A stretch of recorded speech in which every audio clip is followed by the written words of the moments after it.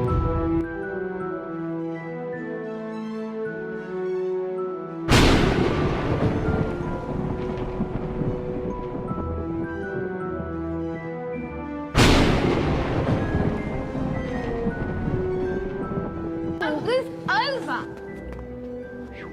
Hello, Mora. Hey everyone, and welcome to Why You Still Here. And if you can't tell by my beautiful attire and Lucas's Italian chic, Yeah. sopranos chic, is that what they call it? Yeah. Like, hey, I'm casting spells here. Hey, you better get out of my way before I Avada Kedavra, yes. Hey. Mamma Anyway, mia! I don't know what any of that was, but today we are talking about the 20th anniversary of Chamber of Secrets, baby. That's nuts. Like, it was crazy It last is year. nuts. It's crazy this year. It's also So- nuts that I didn't call it Sorcerer's Stone for once in my life. Yeah. It's crazy. The Sorcerer's Stone, though, is old enough to legally drink. It is, yeah, it's 21 this year. Crazy. And last year I went, "You're 20 years old, Harry." Or "You're a 20-year-old Harry." That was the name of the episode. So now it's, I don't know. Yeah, I guess it's, "You can legally drink now, Harry." There you go. That could be what's behind me. So yeah, it is 20 years old, Chamber of Secrets. And I went and I watched it last night. It was not the 4K, it was the Blu-ray. And holy mother of God. Anyway, so I watched it and I'm like halfway through it and I'm like, what's going on here? And I noticed that I was watching the regular version of the movie. What an idiot. Not I was the about to ask extended you if you version. watched the extended version or not, because I have a very special place in my heart for the extended edition of Chamber of Secrets, for the mere fact that not only is it literally the most accurate movie as the extended version to any of the 8 movies, but it's also the longest. Even the theatrical super version long. is the longest version of any, is the longest of any of the 8 movies. So it's just so Yeah, the theatrical packed. is 2 hours and 40 minutes. So the extended is It's over almost 3 20 hours. minutes longer. Mm-hmm. It's a Yeah, lot. so this was the first time that I watched the standard theatrical cut since I saw it in theaters. Really? It's been the extended cut ever since theaters. So this just felt wrong to me. But I did it because I was like, well, that's the version that we'd really talk about, right? That's it the is version of the upsetting movie that we're celebrating. that when you get this version, only the theatrical version will be 4K, sadly. Right. So, Yeah, and exactly that's what I did when we watched the first one last year. I watched it in 4K, obviously, because they released a steelbook for it at that point. yeah, last What's year going we were on, so Steelbook? excited. We were like, yes, we're gonna get the Steelbook collection individual releases and not have shitty Yeah. box art, because even this, dude, I am not a fan of the box art choices for any of these. It's so I'll be lazy. honest with you, it's terrible. It's awful. It has never not been terrible except for that 20th anniversary. Well, Like I've always there's that liked one. the original poster art on like the DVD and Blu-ray release. I never mind. I like this. That's beautiful. Not Good for great, you. but So it's the 4K that you just picked up. It's the same cover art that they have for like the 4K Steelbook set. Yeah. And then they have the Blu-ray Steelbook set, which I have, and they're all just colored, like they're very basic, just very each basic. movie has a different color. And then they have a new Steelbook set coming out in England, and it's like dark arts version, and it's ugly as fuck. I mean, it's still better than that. Ugly. It's better than that, yes, but it's so ugly. It's just a picture of somebody from the dark arts side of things, like, you know, Like, I think Quirrell might be on the first one, Snape's on the Half-Blood Prince one, Bellatrix is on Deathly Hollow. Like, they try to pick one Yeah. that's relevant to each movie, Voldemort but on there, yeah, whatever. it's really stupid. Yeah. And they don't look good at all. But what does look good was the 20th anniversary Sorcerer's Stone, or So Philosopher's Stone. I absolutely adore the 20th anniversary box art because it is the original poster but slightly modified with different art. Yeah. Like, it's not the exact It's same like- you put inside. it's like It's beautiful. Painted or made with like colored pencils or something. So, like, here, we'll really do a jump cut here. So this is the only steelbook. I mean, I only have a few anyway, but this is the only one I have in a protector because Brandon was Where'd you gracious get that enough. protector from? If you'll let me finish my sentence. You didn't let me finish my sentence. Well, actually, you said it as I was. Brandon was gracious enough. But anyway, so as you can see, this is what, I mean, to the layman, you would think this is the original poster. It's not. This is the original poster. The UMD version is the only one I had that was close by. But as you can see, it's all the same placement, but they're different versions. I don't know if you knew that. Yeah, so it's absolutely beautiful. That is very interesting. Different photo of Dumbledore, but again, shove the steelbook as close as you can to the camera Without it not looking like shit. We'll get a picture of it. I'm fairly certain it's art. Like, it's not an actual photograph of anybody. Or like doctored photos, but yeah, so it's the same, only different. I don't know if you knew that, so I had to point it out. I mean, it's quite substantially different, but at least Hogwarts behind them is the same with the moon. Yes. Exactly the same. What's that turtle surfing through the water on the UMD?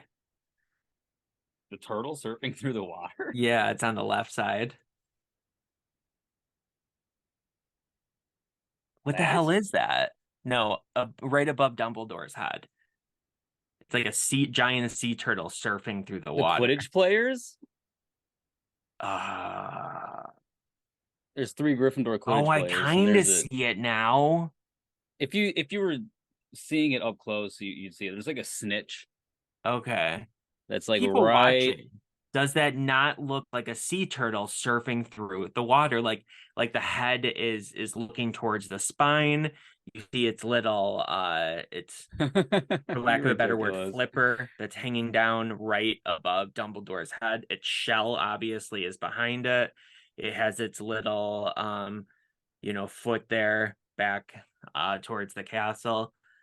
That's a freaking giant sea turtle. The sea turtles are here as well. Interesting. That looks a little bit. I mean, honestly, like nothing. But I never even noticed the Quidditch players on the 4K copy. So the point is, the art has never been good for like anything except for the original releases and that. The 20th anniversary, and now I literally have a bad feeling in the pit of my stomach that we're not gonna ever get it. And now I can't be excited for 2 years from now for Azkaban. So it's like, but then even the sets that are coming out, like the 4K like train set was trash. I decided not even to get it because everybody from Amazon and every other site, everybody on YouTube was like, it's all damaged, it's garbage. Like, not doing it, everybody. So we're gonna talk about the movie today, not the packaging. We are. First off, what the hell, Steelbook? Okay, no. So what was your I can't think of the company that makes it at the moment for some reason, but I'm calling you guys out. So what was your first experience with this movie? Did you see it in theaters? Yeah, I saw it in theaters day one, baby. I didn't skip school to see this one. I saw it after school. And I did see it at my theater of choice. Like I said, I'm going there for 20 plus. Yeah, I saw it, except for the first one, I saw all other 7 movies at that movie theater. Huh. So you had a good experience with the first one then, and none of the others. Shut the hell up. But no, so obviously the movie, well, the first one came out. I became a huge fan of it. And then my uncle goes, yeah, they're already making the second one. I'm like, what? There's going to be another one? I'm like, all excited. And then, yeah, it shows me the magazine article, and it was a picture of Harry in like the hand-me-down clothes from the first movie. You know, that dark beige pants and the flannel that he wears at the zoo, and then throughout the anyway, it's like the picture of him sitting on the ground, and they're like, yep, Chamber of Secrets on the way.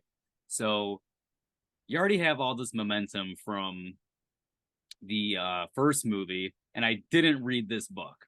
I didn't read the first two books, but Chamber of Secret or Prisoner and Onward, I read all those before. So I didn't know what was going to happen in this one, and I was still pretty young. I was like, what, 9 or 10 or something, and it was amazing.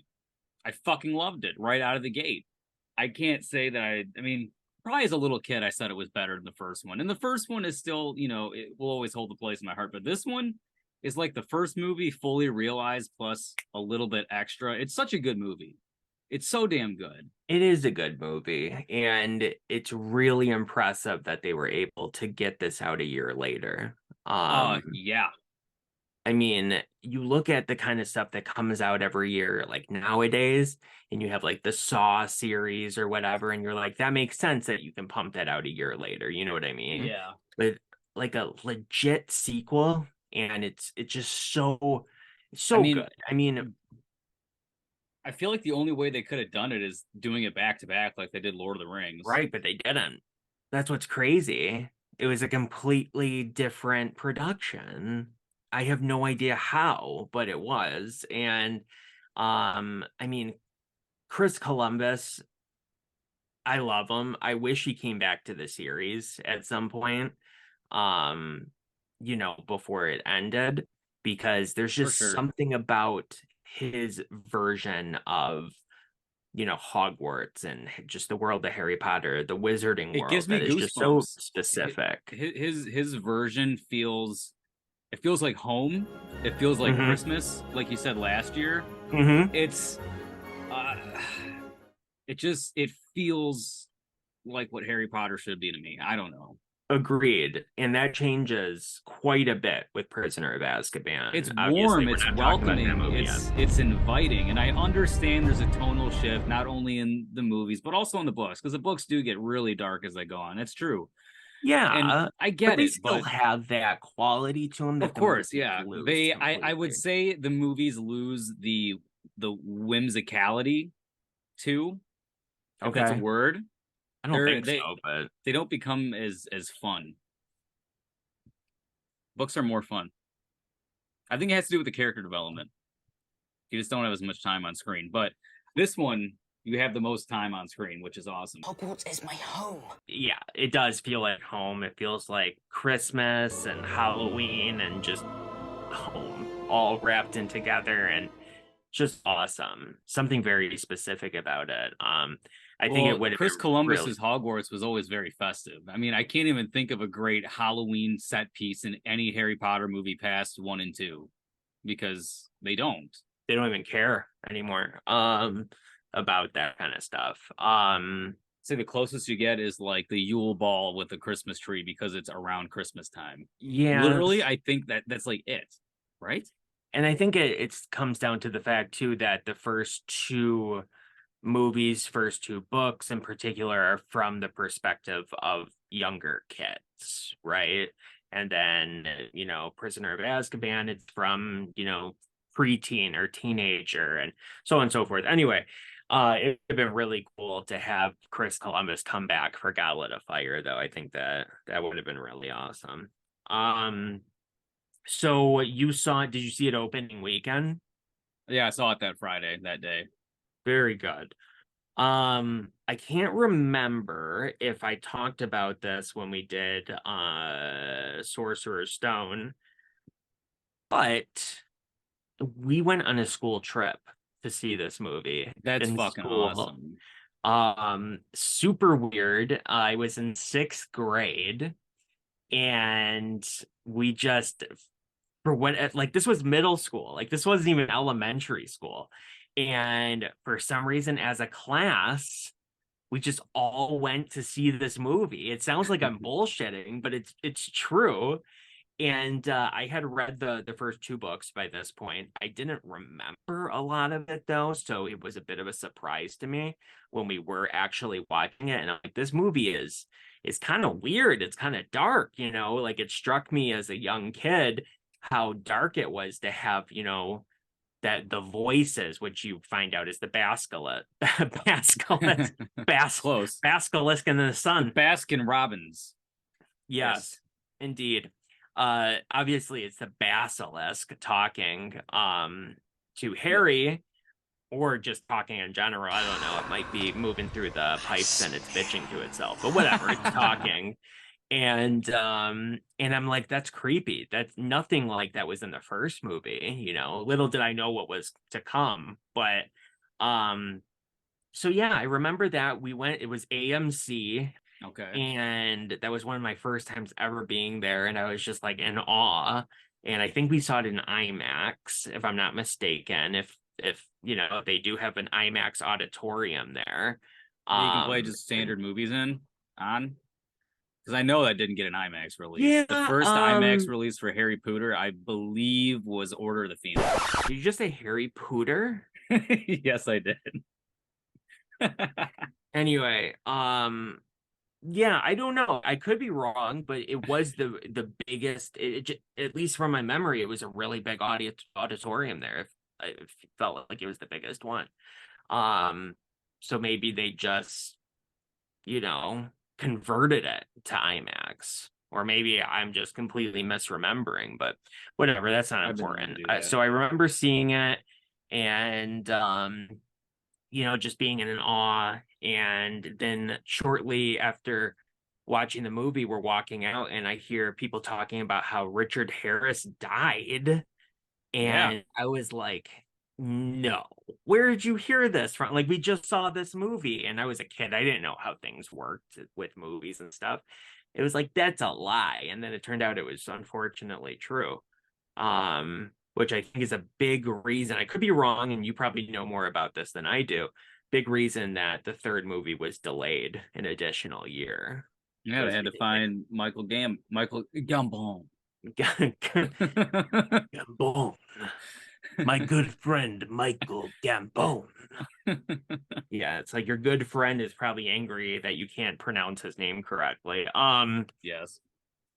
But yeah, so that was my first experience with it, and it was like the speaking from the basilisk, and you know, Gilderoy Lockhart and Dobby. Those were the three main points that stuck with me. So that's a good point. Gilderoy Lockhart is like one of my favorite parts of this movie, and Kenneth Branagh is so fucking perfect and funny. And just has that like shit-eating, charming grin. With my entire collected works, free of charge. You know, I'll put a picture up right here of Mary Grant Prey's illustration of Gilderoy Lockhart at Flourish and Blotts when they do the book tour signing or whatever. Because there's a nice picture of him. I think he's wearing even like a pointed hat with stars all over it. Yeah, but it looks just like the movie representation, and he captures it perfectly, and it's wonderful. Even down to even Jason Isaacs. This is his introduction to the series, who plays Lucius absolutely perfectly. This is the first movie. Very good. You know, Harry. It does, Fame so he can. Is a fickle friend. Celebrity is as celebrity does. He has his little desk here so he can sign his book. Yes. And I think it's Magical Me. Magical Me, yep. And the Magical Me marauding with monsters. You know, did you see the post-credit scene at the end of Chamber of Secrets, by the way? The only Harry Potter movie that has a post-credit sequence? Yeah, I don't know if you remember us talking about this. There you go. You can kind of see it. Very good. I prefer marauding with monsters. Like a couple years ago. Very good. That's even better. We talked about this, like, yeah, it might have even been, I think it was about a year ago. and it was around Christmas, and they were playing Sorcerer's Stone and Chamber of Secrets on Was like the ABC ABC family? Family. Yeah. And so I was watching it, and then that post-credit scene or mid-credit scene or whatever came up. I think it's a post-credit scene. And I was like, what? Like that was the first time I had ever seen it. I had no idea. I And love it. so It's him in I the straitjacket at St. asked you about Mungo's. it. And you're like, oh yeah. And I was like, I had no idea. So Yeah, so since yeah. the original DV, actually since the theatrical version, but I didn't see it in theaters. Like, you as a kid, you don't stay for the credits. So, No, I never. Nowadays, I mean, like when we see movies, I'll leave because it's whatever. But most of the time, I stay and watch, let the crowd empty out, and then I'll leave. But anyway, I saw that look.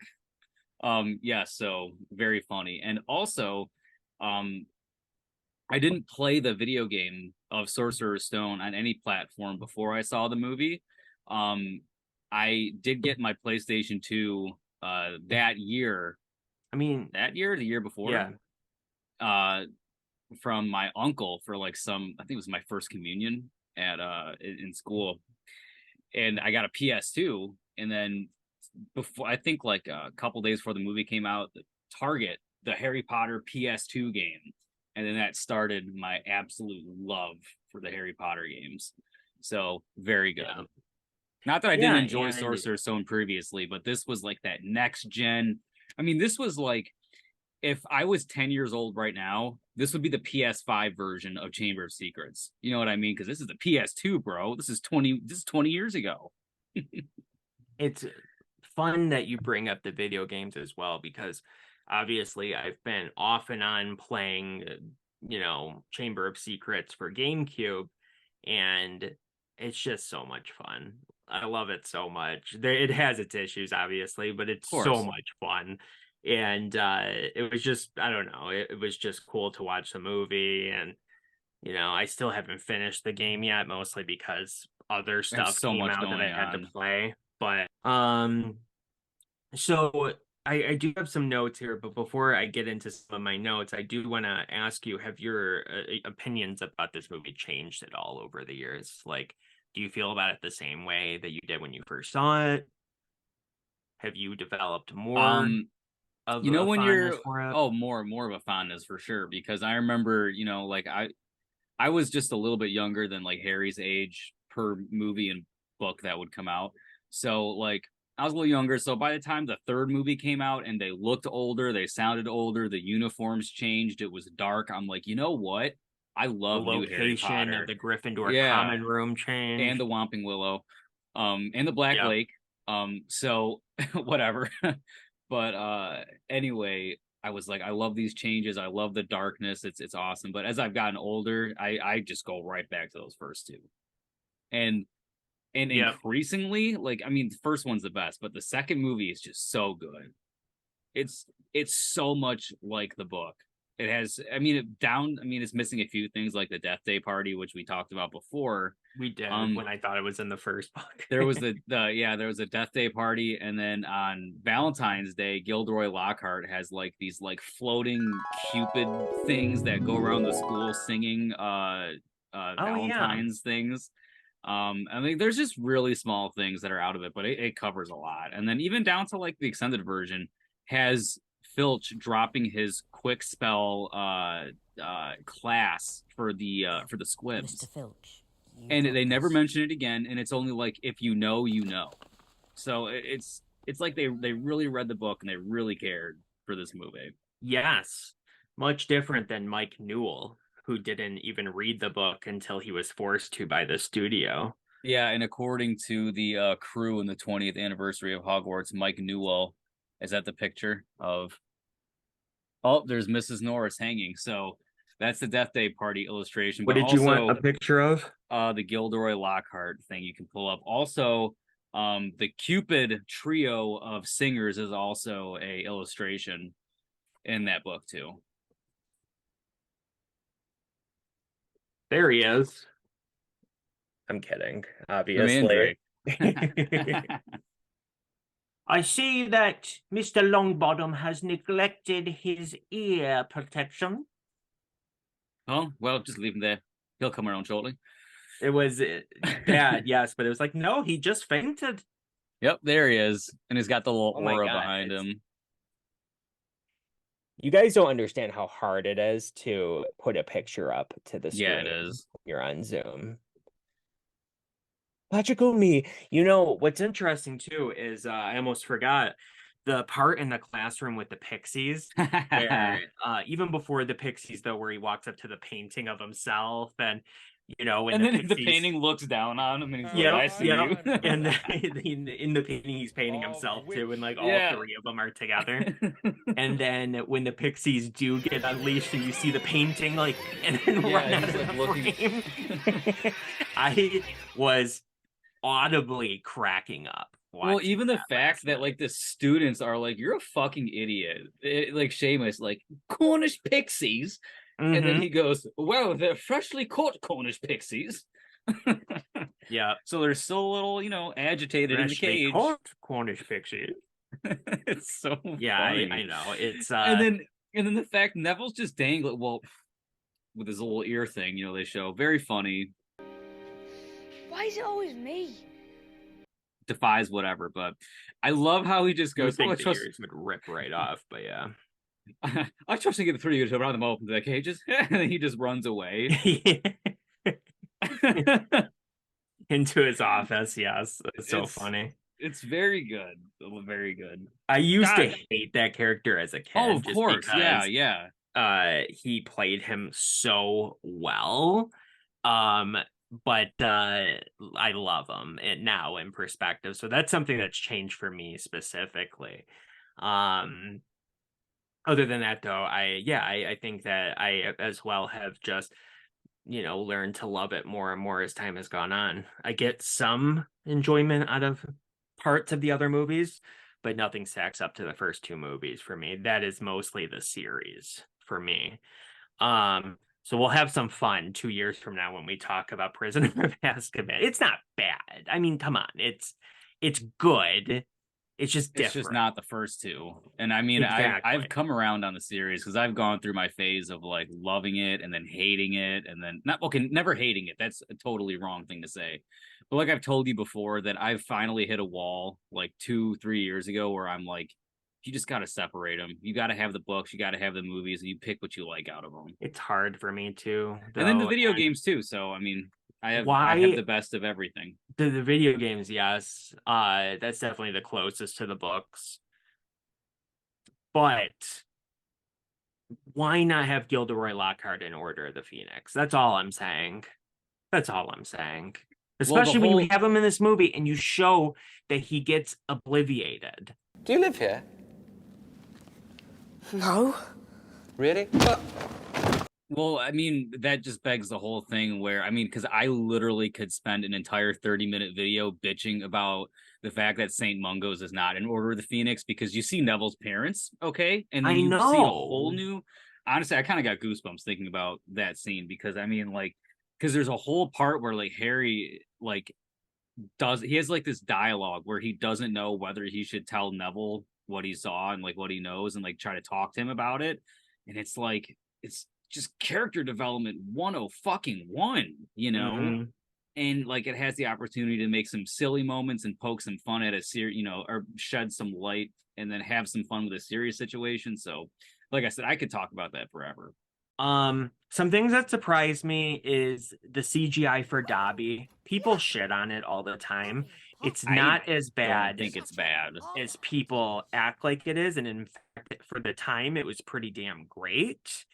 And on top of that, this movie, just in general, the CGI has, it jumped leaps and bounds in a year. Yeah, it doesn't look like they drag and dropped something that has a really bad drop shadow underneath it. It looks very good. The digi doubles thing, while there, is much less obvious.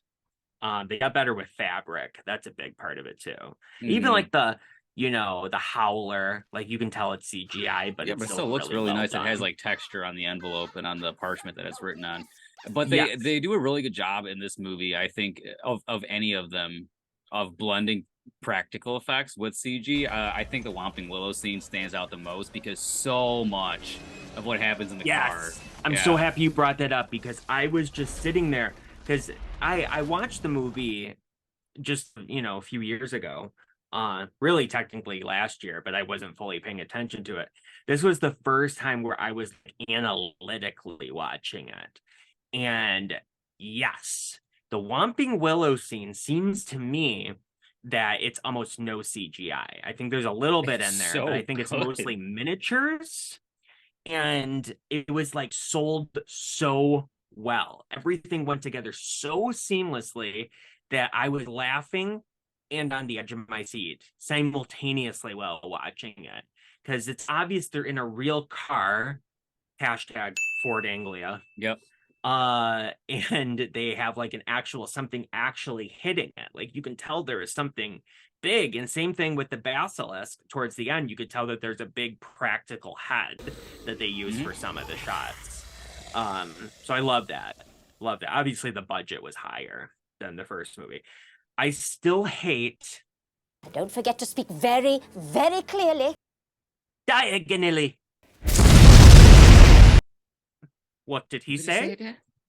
Diagonally. Diagonally. And the way Mr. Weasley just says it, they're like, dumbass. Yeah. They're like, Diagonally. They're like, they just told him to speak as clearly as possible. And it's so funny that even the video game gets it right. Because in the cutscene it goes, and Harry swallowed a mouthful of hot ash. Yep. In the book, for those who don't know, he starts to breathe in and he starts getting hot ash in his mouth and he starts coughing. So he's like, and then he ends up in Nocturne Alley because he did not speak clearly because he was coughing. He doesn't go, diagonally. Diagonally. Like, what is that? What are you doing? Makes me so angry. If I could change something about the movie, that was what I would change. The movie was weird for me to have the Borgin and Burke scene missing with oh my god, the extended cut is so much better. Just for that reason. And like I said, this is in the video game too. Walking out and Borgin comes up to him and goes like, yeah, can I help you, boy? Like, that's cut out. No. That's cut out. And I don't know why, because they could have left that in and it would have been fine. Instead, he just messes with the hand of glory and then walks out, basically. The hand, and he just walks right out of the shop. That's it. Harry, what? Oh, well, not after getting, what are you doing down there? Some witch trying to solicit him in a wizard prostitution or something, but I digress. A hag.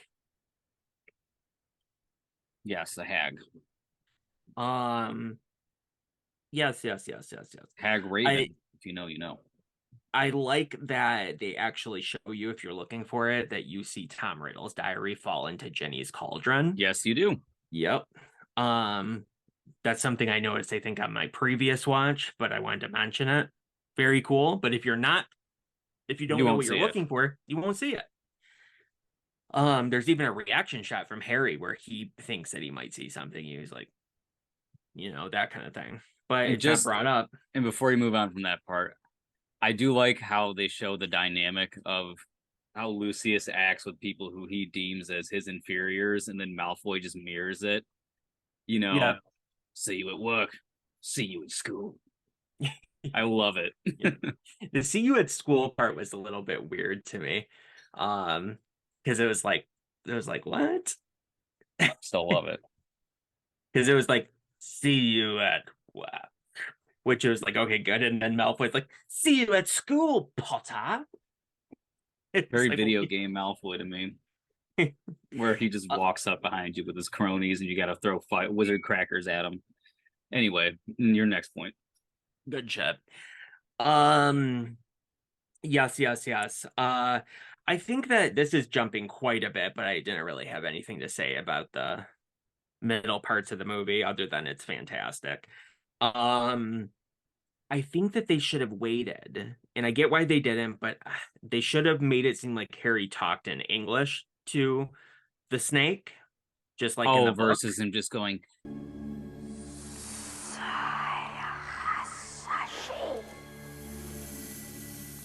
like leave him Yes. alone, go away, you know, that kind of thing, and then have everybody around like this, like, mhm. you know, like that, and you're like, what's going on? So you're like on his same page.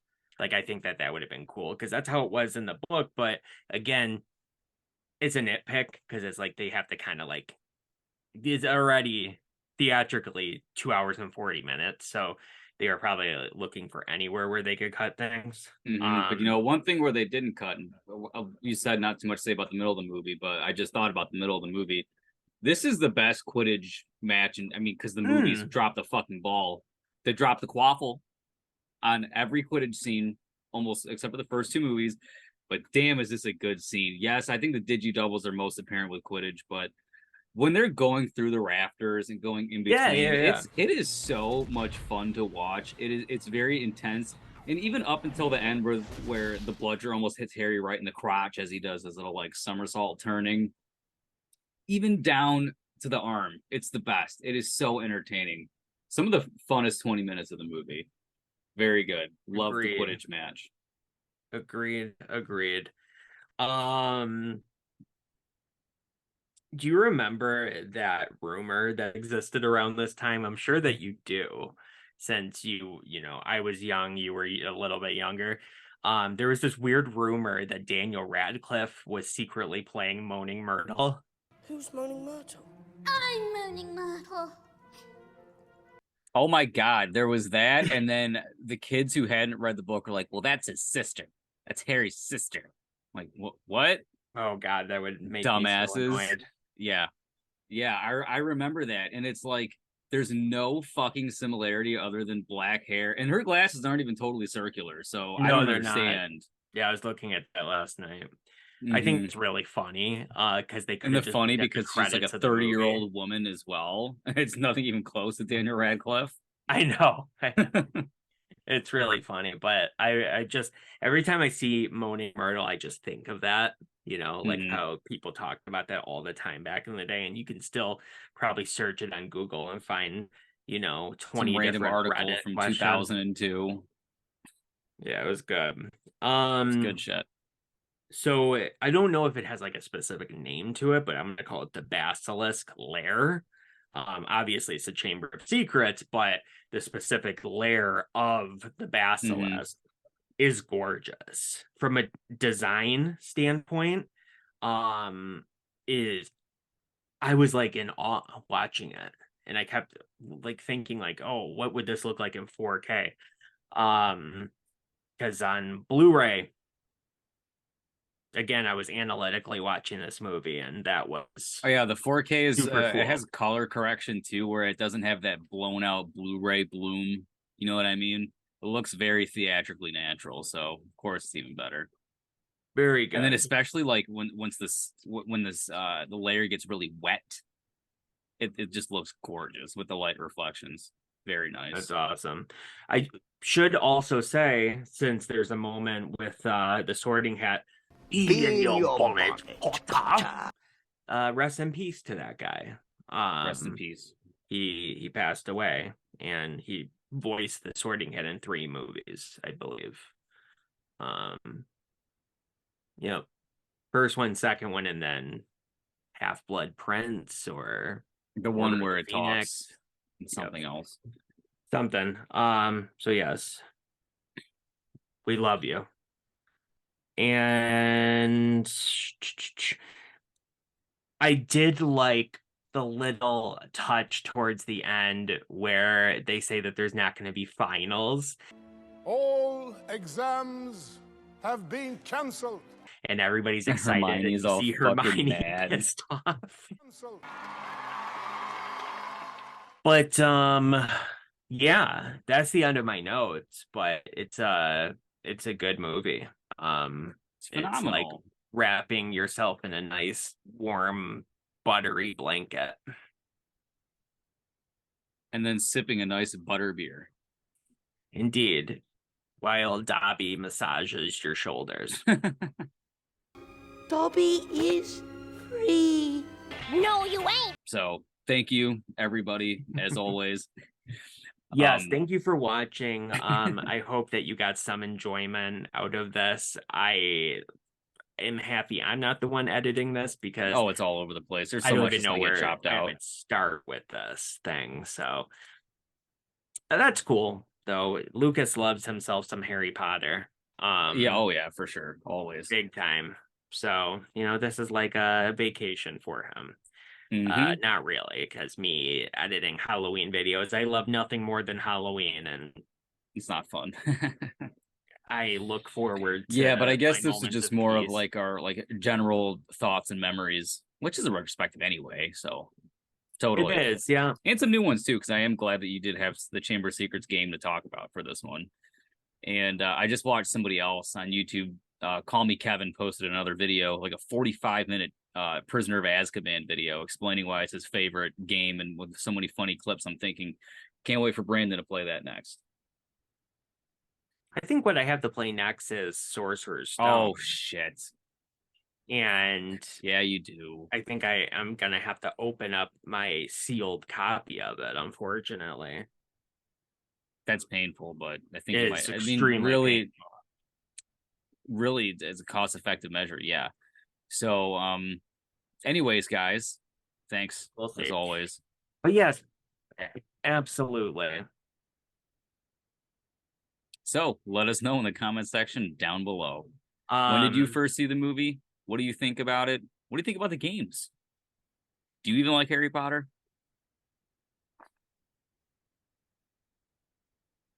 Did you even like us? We click Yes. on analytics for this video. It says minus 37 subscribers. Like, they're just like, nope. How does this one stack up to our previous video? Is this one better? Is it just as good, just as bad? Who's to say? Let us know. Comment below. Let us know. So, how do you guys and gals feel about this movie? Do you love it? Is it your favorite of the series? Is it your least favorite of the series? Comment below and let us know all your thoughts and feelings about this movie or Harry Potter in general, or Halloween. Because why not? Who cares? But yes, thanks for joining us. And, I am just gonna say this pretty much every video unless I forget about it. So I apologize if it's annoying, but if you like the video, please hit the like button.